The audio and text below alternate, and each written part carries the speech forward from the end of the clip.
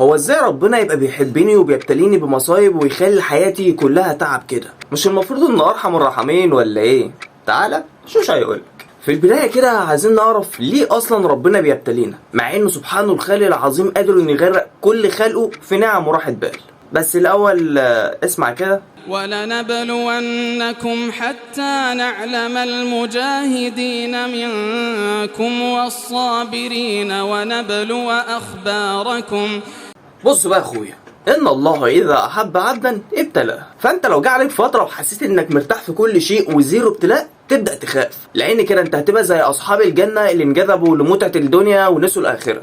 لكن شوف حكمه ربك، ابتلاهم بالخير وزينه الحياه الدنيا، وده عشان يبان على حياته. مثال، انت ساعات بتقول والله لو ربنا كرمني هخرج من مالي وهزكي وهساعد المحتاج وي وي وي، وممكن بعد ما ربنا يزيدك من فضله تنسى كل الكلام ده وتفتكر شهوتك وبس. وده نفس اللي حصل مع اصحاب الجنه، وده كان اختبار من ربنا ليهم، واللي طبعا فشلوا في الاختبار ده لانهم اتبعوا زينه الحياه الدنيا. لكن بعد كده وبعد طائف من الله عليهم عرفوا انهم كانوا مخطئين واهتدوا للطريق الصحيح، وده كان خشيه من عذاب الاخره. اسمع. إنا بلوناهم كما بلونا أصحاب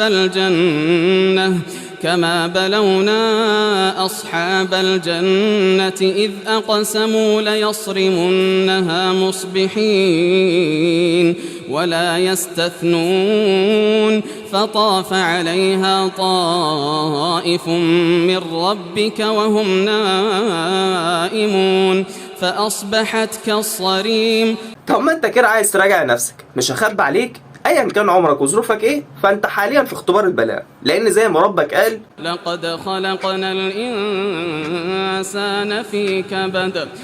فانت من يوم ما اتولدت لغايه ما هتقابل وجهه الكريم هتفضل مبتلى. ربك بيبتليك في مالك وصحتك وشغلك وكل ما هو حواليك. وريني بقى انت هتستسلم بدري بدري وهتنصاغ للفساد اللي بيحوطك، ولا هتتقي ربنا في كل شيء بتعمله وهتصبر وهتتشبث بقيم ومبادئ دينك الى اخر نفس. ولنبلونكم بشيء من الخوف والجوع ونقص من الأموال والأنفس والثمرات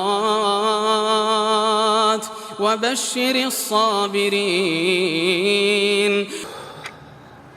حاسك كده بدأت تفهم انت ليه مبتلى. طب تيجي نستوعب اكتر ان الابتلاء ده مش بس دليل من حب ربنا ليك، لا والله ده كمان نعمة عظيمة انزلت عليك. وصراحة كده انت كمؤمن قوي وعاقل محتاج تطلب من ربنا انه يبتليك اكتر واكتر حتى يسمع. فأما الإنسان إذا ما ابتلاه ربه فأكرمه ونعمه فيقول ربي أكرمن، وأما إذا ما ابتلاه فقدر عليه رزقه فيقول ربي أهانن. الخلاصة يا صاحبي ان مش معنى ان ربنا اعطاك من فضله مال ورزق وخير ان انت فعلا تستحق ده.